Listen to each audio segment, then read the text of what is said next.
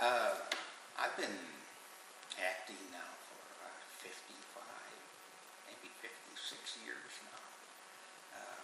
That's officially, I think actually I was always an actor even as a kid because everyone I knew as a kid was crazy. So that instinctive thing of trying to figure out how they were functioning was that observation of their brains, and so that you could so I was imitating people very early on just to kind of understand what it was that caused them to be the way they were. And I think that instinct is kind of what I talk about, and what I do as an actor myself, and also what I teach.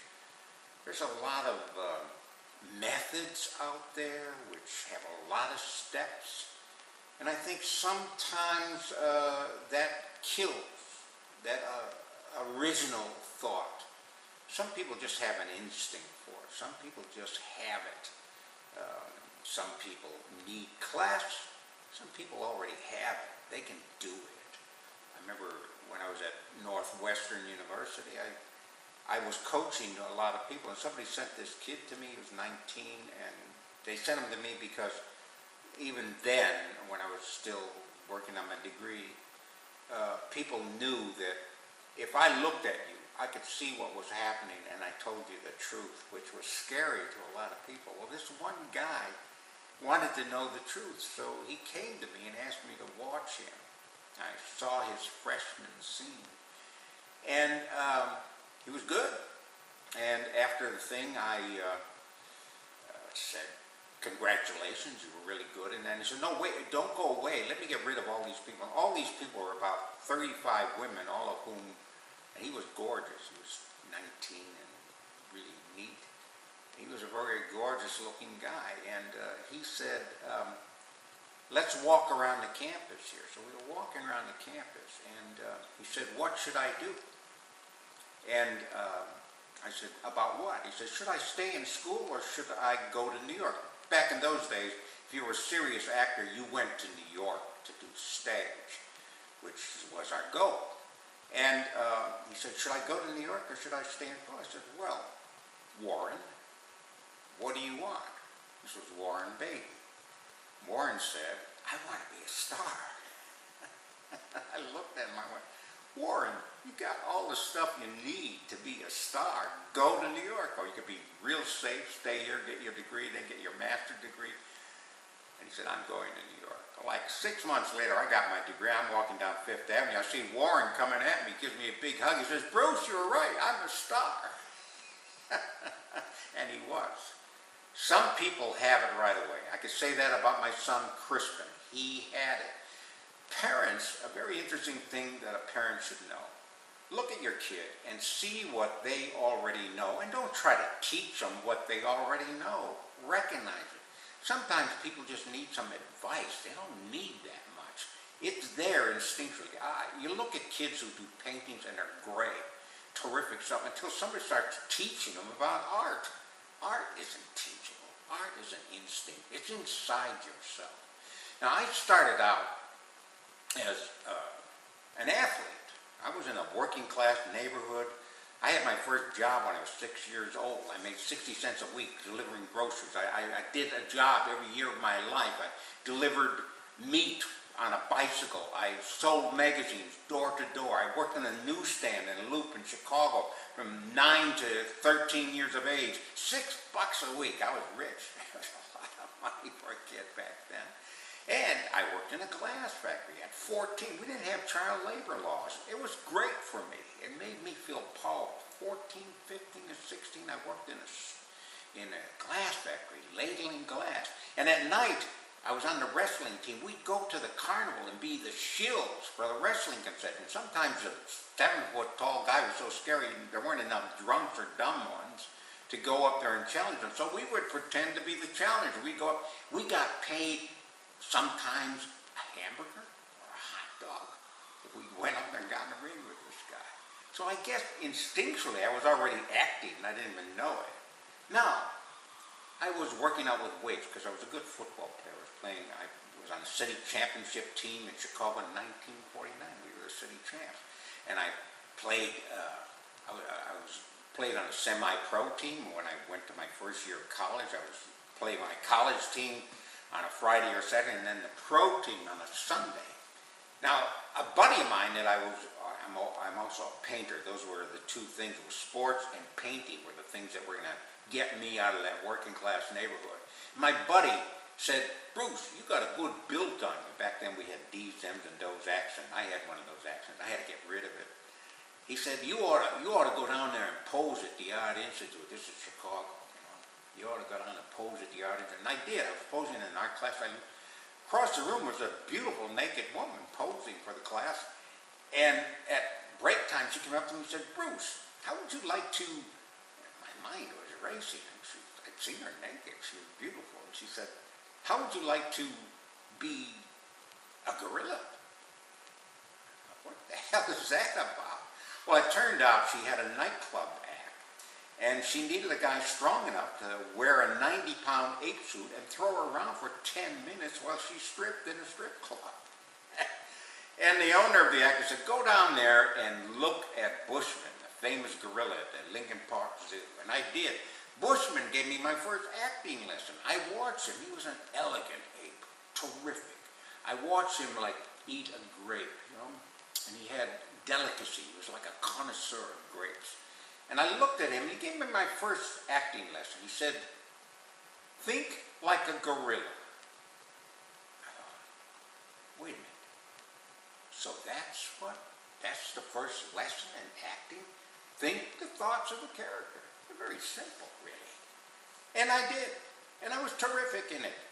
Now, we went down to Florida, Tampa Bay, Florida. Back those strip clubs in those days had magicians and singers and comics. And a magician from California came up to me and he had a magic wand. He tapped me with it. He said, Bruce, you are an actor. What the hell you mean? You are an actor. I said, what do you mean? He said, you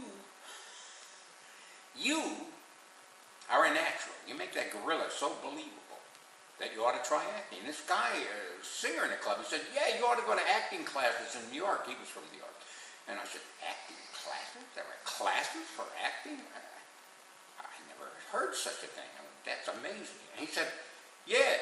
And I thought, and I still kind of do already, I kind of think if you know how to act, you already know how to act. You don't need classes. You might, to get rid of all the bad classes you've had all the time, to get rid of the bad ideas that have been laid on you.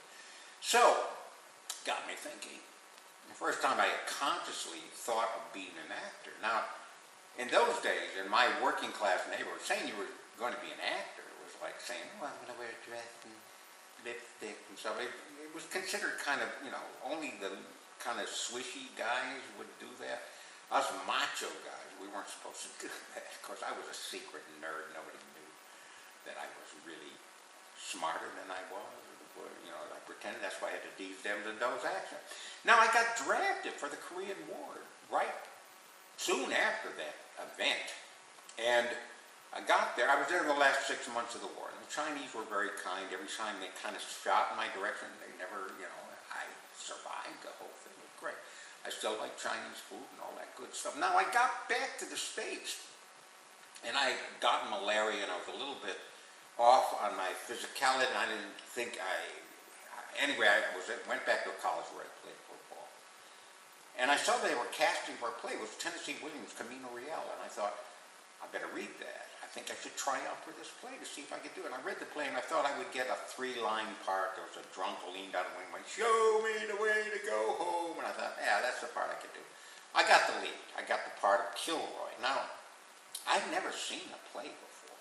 I'd only seen movies. I mean, to me, actors were like Bogart, Cagney. Bogart was, that was, to me, the kind of acting you had to do. I think you had to be real. Now, some of these stage actors were doing some weird stuff, and I thought, what the hell do they think they're doing? And I was working on a scene with one guy. I said, have you ever thought of, talking to me? He said, what do you mean? I said, when you talk to me, I'll listen. And when I talk to you, you'll listen. He said, how do you do that? Next thing I know, I had 8 students. That's when I first started coaching. Now I started teaching really out of self-defense to kind of get these people to look more like movie actors and more real. And I continued doing that. Now the following summer, and I got great reviews in the play right away. I was a natural actor, and I had no problems with, confidence, obviously. I just went in there. Now, I did a couple things around town. I did a Wagnerian opera. I did one community theater group. They were the most actory people I've ever seen in my life. They were living the drama of being actors and having affairs with everybody. It was wonderful. Now, the following summer, I'd heard about a summer stock company. They'd already hired their 3 paid actors, but they had open casting. So I slept on the porch of the theater and lived out of my car because they had open casting every week, and I got the lead every week. That was the summer I knew I was going to be able to do this. I went on to Northwestern, which is where I ran into Warren, and told him he was a star. And that is the simplicity of acting. What is acting? It's thinking the thoughts of the character, having a conversation, listening, looking. And yeah, when we have conversations, sometimes other things intrude. We look there's a pretty girl walking over there, or somebody else is doing something interesting, or a bird flies by. It's all part of what you allow in. Acting is not what you're pushing out, it's what you're letting in. Art is not about trying to demonstrate to people. Art is about doing something that is illuminating yourself. And you can't illuminate yourself unless you're letting stuff come in and affect you and make you have an expression that you hadn't expected. I'm a painter. And when I paint, I don't care if you like my painting. I'm involved with that painting. There is a vigorous kind of experience with it. It's guttural. It's in my stomach. It's there. I'm enjoying it. The only time I've done bad paintings is when I've tried to please somebody else. That's the problem with most actors.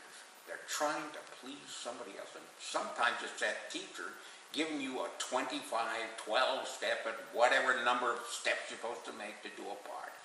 I've done hundreds of things. I've done 100 plays.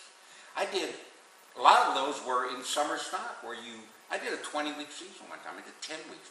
I did repertory. I toured. I did Broadway. I did 1-year run on Broadway. I did 1-year run off Broadway.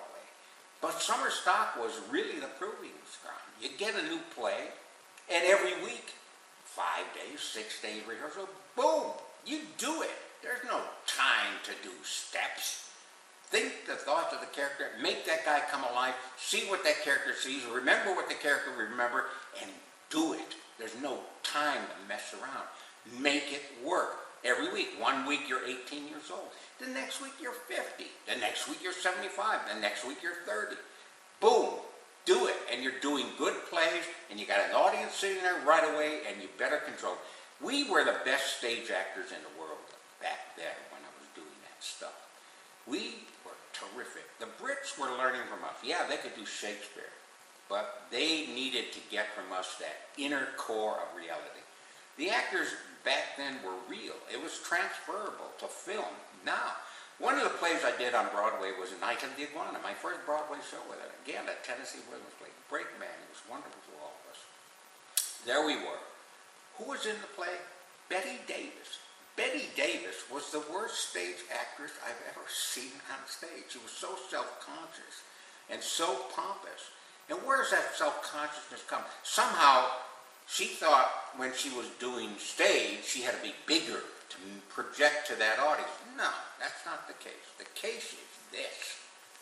You need to enunciate so they can understand what you're saying. Nowadays you see actors and they're doing musical and they've got mics. I did musicals without a mic.